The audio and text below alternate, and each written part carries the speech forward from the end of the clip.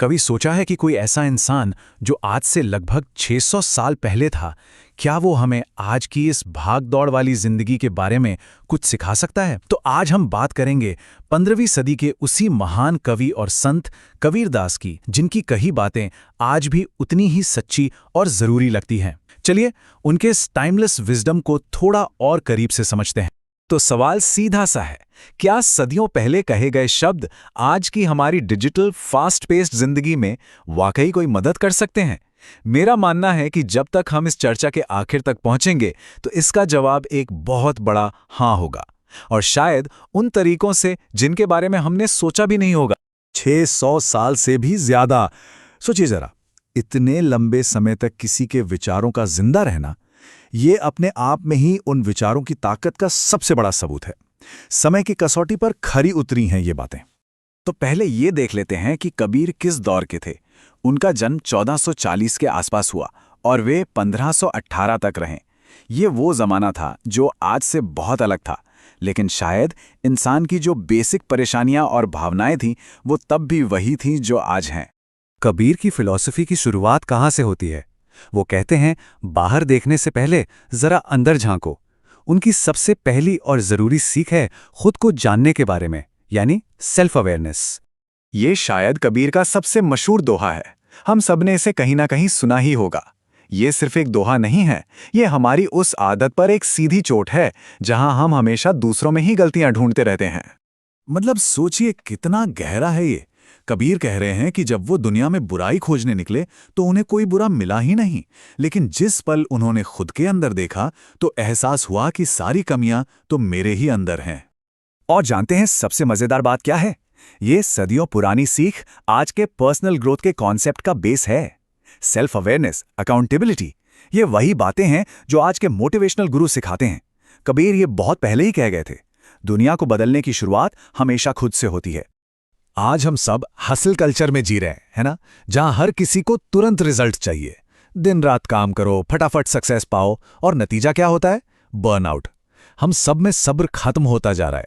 तो इस hustle culture की भाग दौड़ का जवाब कबीर कैसे देते हैं?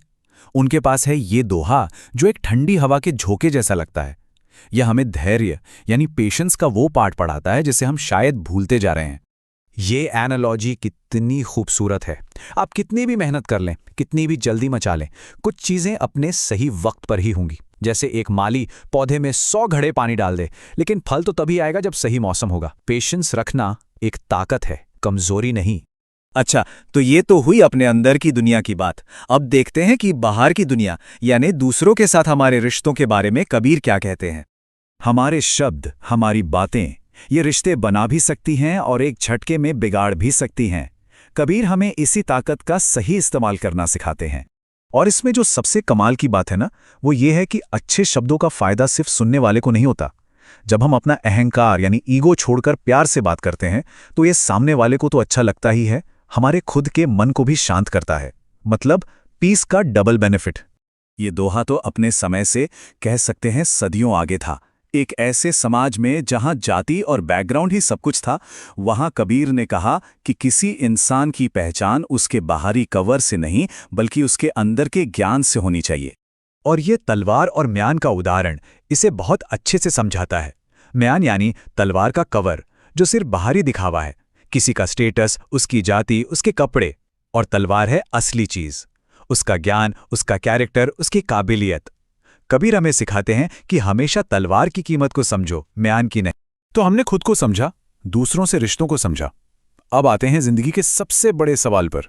इसका मकसद क्या है और खुशी या संतोष कैसे मिले? ये दोहा हम सब ने स्कूल में जरूर सुना है और हम इसे अक्सर टालम टोल यानी प्रोक्रास्टिनेशन न करने की सलाह मान लेते हैं, लेकिन इसका असली मतलब इससे कहीं ज्यादा गहरा है। ये सिर्फ एक प्रोडक्टिविटी टिप नहीं है, इसके पीछे जिंदगी की सच्चाई छुपी है कि अगला पल होगा या नहीं इसकी कोई गारंटी नहीं है। कबीर कह रहे हैं कि काम को इसलिए तुरंत करो क्योंकि हमारे पास जो कुछ भी है वो बस यही पल है, अभी। और आखिर में संतोष यानी कंटेंटमेंट। आज के दौर में जहां और चाहिए की भूख कभी खत्म नहीं होती, कबीर की संतोष की परिभाषा बहुत सुकून देती है। वो कहते हैं, साई इतना दीजिए जामे कुटुंब समाए, मैं भी भूखा न रहूं, साधु न भूखा जाए। मतलब भगवान मुझे बस इतना दो जिसमें मेरा परिवार खुश रहे और मेरे दरवाजे से कोई मेहमान भूखा न लौटे। ये ज़रूरत और लालच के बीच का वो फ़र्क है जिसे समझना आज शायद सबसे ज़रूरी। तो कबीर की असली विरासत क्या है? क्यों 600 साल बाद भी उनकी बातें इतनी पावरफुल लगती हैं? उनकी विरासत सिर्फ उनकी किताबों में नहीं है, बल्कि उनकी सोच में है। वो एक ऐसी आवाज़ थे जिन्होंने धर्मों की दीवारों को तोड़ा। लेकिन उनकी सबसे बड़ी विरासत है उनका वो ज्ञान जो किसी एक समय या जगह का नहीं है, बल्कि वो सीधे हम सबके मन और आत्मा से बात करता है। तो कबीर ने हमें खुद के अंदर झांकने, सब्र रखने, मीठा बोलने, इंसान को उसकी जाति से नहीं बल्कि ज्ञान से परखने और संतोष में जीने का पाठ पढ़ाया। उनका ये ज्ञान 600 सालों से हमारा रास्ता दिखा रहा है।